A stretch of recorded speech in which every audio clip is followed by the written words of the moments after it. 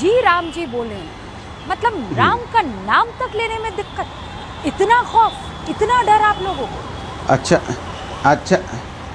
अच्छा किया आपने ये आज ये डिबेट रखी, इसके लिए मैं आपको बधाई देता हूँ।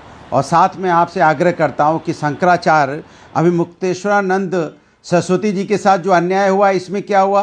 क्या सनातन में संत समाज के साथ ऐसा ही होगा? लाठी बरसाएंगे आप, उनकी चोटी पकड़ के खींचेंगे, ये अपमान करेंगे आप? इसलिए आप सनातन की बात करती है भारतीय जनता पार्टी, सनातन की बात करती है, लेकिन संत समाज का अपमान कर रही है। और जब संत समाज का अपमान होता है तो समझ लीजिए समाज में हिंदू समाज का अपमान होने लगता है, क्योंकि संत जो होता है हमें रास्ता बचाता है।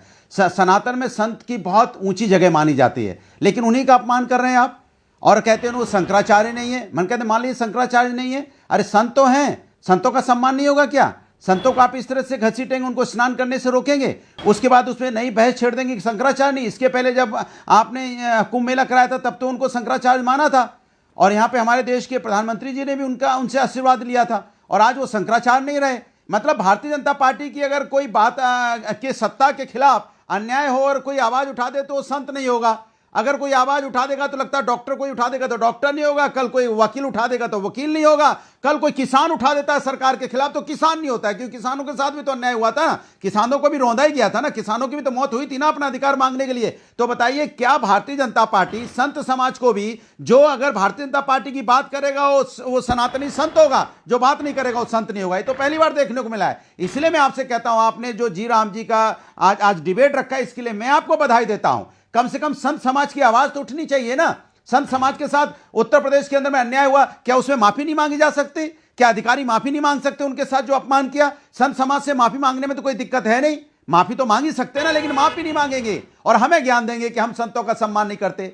हम तो संतों का सम्मान करते हैं, हम तो अपने धर्म मेरा आस्था का विषय पहले ही बोला था। आज धर्म पे बात आई है तो हम आवाज उठा रहे हैं, क्योंकि धर्म आस्था का विषय राजनीतिक विषय नहीं है। हमने धर्म को कभी राजनीति में लेके नहीं आए, धर्म हमेशा आस्था का विषय हमने माना और हमने जम के आवाज उठाई। धर्म के हमारे देश में सनातन पे जब भी कभी आक्रमण हुआ तो हमने आवाज उठाई, लेकिन हमने उसको अपना राजनीतिक मुद्दा नहीं बनाया कभी भी। आज संत परेशान है तो हम आवाज उठा रहे हैं। भारतीय जनता पार्टी क्यों नहीं आवाज उठा रही, जरा बताइए। बहुत अपनी बात करती कि हम संत समाज का सम्मान करते हैं, आज संत समाज के ऊपर अन्याय हो रहा तो आवाज क्यों नहीं उठा रही? मैं पूछना चाहता हूं उनसे। अब हो गया, आवाज कम कीजिए इनकी।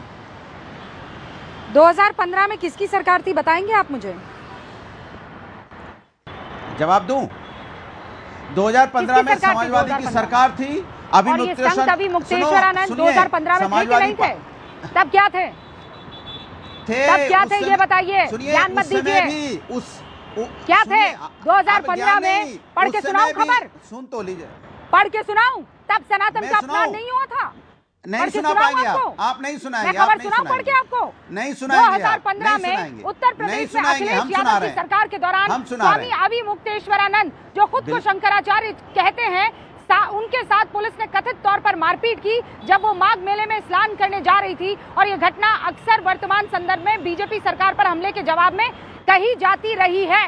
यानी कुल मिलाकर जब आपकी सरकार थी तभी ये वाले जो संत आपको आज सनातन का वो जो पर्चा बुलंद करते हुए दिखाई दे रहे हैं, 2015 में तब आपको सनातनी ये नहीं दिखे थे, तब आपको ये शंकराचार्य नहीं दिखे थे, तब आपको ये सनातन का अपमान नहीं दिखा था, तब इनकी पिटाई के आरोप आपकी सरकार पर, आपकी सरकार के अंडर चलने वाली पुलिस पर लगे थे। आप लोगों को शर्म वरम नहीं आती है? आप लोग कैसे रंग बदल देते हैं? अरे कुछ तो लज्जा होगी, और कोई और होता आदमी तो मेरे समझ में आता। सेम संत, वही भगवा, वही नाम, वही आदमी, वही माघ मेला। 2015 से आज हो गया 2025 और आप कह रहे हैं कि संतों का अपमान है। हैव सम शेम अनुराग भदौरिया। अच्छा सुन लीजिए 2015 में जो आपने आवाज की यहाँ पे मुद्दा उठाया, मैं कह रहा हूं बिल्कुल हमारे पुलिस वाले से गलती हुई। तत्कालीन मुख्यमंत्री श्री अखिलेश यादव जी ने वहां फोन किया पुलिस कप्तान को कि आपने उनको कैसे छुआ। उसके बाद अभिमुक्तेश्वरानंद जी से उन्होंने माफी मांगी, उन्होंने कहा माफी, उन्होंने अपनी माफी मांगी थी। क्या इस सरकार ने माफी मांगी? क्या इस सरकार ने माफी मांगी? क्या अगर पुलिस वाले ने गलती की नहीं आई हूँ, और मैं इसलिए नहीं आई हूँ क्योंकि संत समाज के और बाकी दूसरे महामंडलेश्वर यहाँ पर मौजूद नहीं है। ना आप इस पर बात कर सकते हैं, ना मैं बात कर सकती हूँ। अगर मौलाना साहब यहाँ पर मौजूद है, एक संत राजू दास मौजूद है। संत राजू दास, प्लीज जरा यह बता दीजिए, ये जो कह रहे हैं कि पिटाई की है, सनातन का अपमान हुआ है, क्लैरिफाई कीजिए और उसके बाद मैं आगे बढ़ूंगी। बहुत दुर्भाग्य की बात है कि आपने जिस विषय पे इनसे सवाल पूछा उस पर ये जवाब नहीं दिए और भाग गए। दूसरी बात, इन्होंने कहा कि जो है संतों का अपमान, हम बहुत बड़े सनातनी हैं, आज संतों का अपमान हो रहा है, मेरी छाती फटी जा रही है, आज परेशान हो जाएंगे। कितनी गजब की बात है। यही व्यक्ति है, इन्हीं की पार्टी है जिन्होंने निहत्थे राम भक्तों की सीना गोली से छलनी किया, अभी तक आज तक नहीं माफी मांगे।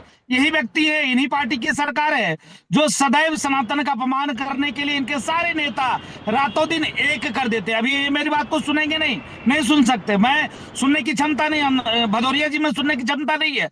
मैं तो सुन रहा था, इनको बहुत प्यार से सुना, लेकिन ये नहीं सुन सकते हैं। यही लोग हैं कि जिन्होंने रामचरितमानस फाड़ने जलाने प्रतिबंध करने की बात किया। यही लोग हैं अयोध्या में 84 कोसी परिक्रमा को बैन किया और एक नहीं कईसों संतों को मारकर जेल में डाला। क्या ये बात करेंगे? इनको लाशर्म है क्या? ये चुल्लू और पानी में डूब के मर जाए। राजू दास जी प्लीज बताइए ना, ये क्यों अभी मुक्तेश्वरानंद जी के साथ 2015 में भी हुआ, 2025 में भी हुआ, क्यों इस तरीके से संतों का अपमान होता है, चाहे वो सरकार किसी की भी हो, अखिलेश यादव की हो या आज योगी बाबा की हो?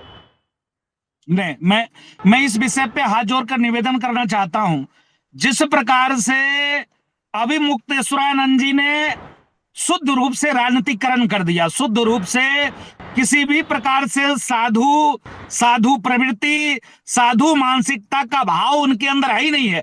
अगर संत होते तत्काल वो माफ कर देते और तुरंत किनारे हो जाते।